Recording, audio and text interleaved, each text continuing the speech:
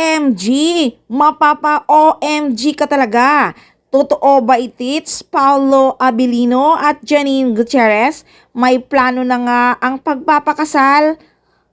Capital OMG, mapapakilig ka at mapapasigaw ng OMG.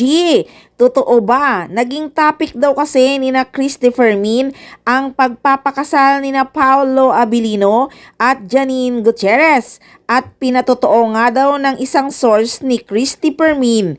OMG talaga. At take note, next year na daw ang kasal. Oh shit, this is it na nga. So hindi pala totoo ang talikod-talikod na deadma si Janine Gutierrez na pag-usapan si Paolo Abilino. Mukhang binibitin nila ang pakilig sa mga fans dahil may plano na ang kasal. OMG talaga, nakakakilig naman itong balitang ito. Mukhang binibitin ang pakilig dahil may pelikula pa silang gagawin bago matapos ang taon. At yun na siguro ang huling pelikula nilang gagawin dahil magpapakasal na nga ang dalawa. Sa totoo lang naman, nasa tamang edad na talaga sila at bagay na bagay talaga. Kaya pala tahimik dahil may pasorpresang pakilig ang paunin. Kaya nga kahit sa California, hindi talaga nakasama si Paolo Abilino dahil sinasadya talaga, may plano talaga silang sorpresahin ang mga solid nilang mga fans. Nako naman, nakakasabik naman talaga ang balitang ito. Grabe na talaga. Paunin, magpapakasal na talaga.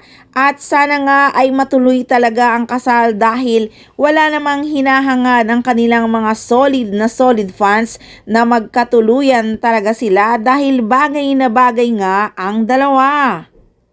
So sa ngayon, update muna tayo kina Janine Gutierrez at Paolo Abilino.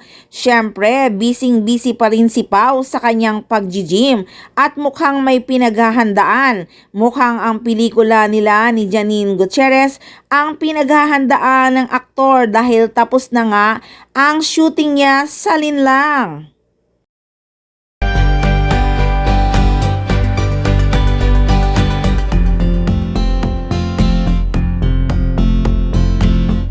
So update naman tayo kay Janine Gutierrez katatapos nga lang ng kanyang show sa California kasama ang mga cast ng Dirty Linen at naging successful nga at mainit na mainit ang pagtanggap sa kanila ng kanilang mga fans. At nagkaroon pa nga ng panahon na mamasyal si Janine Gutierrez sa Sacramento, California. Ang ganda talaga doon.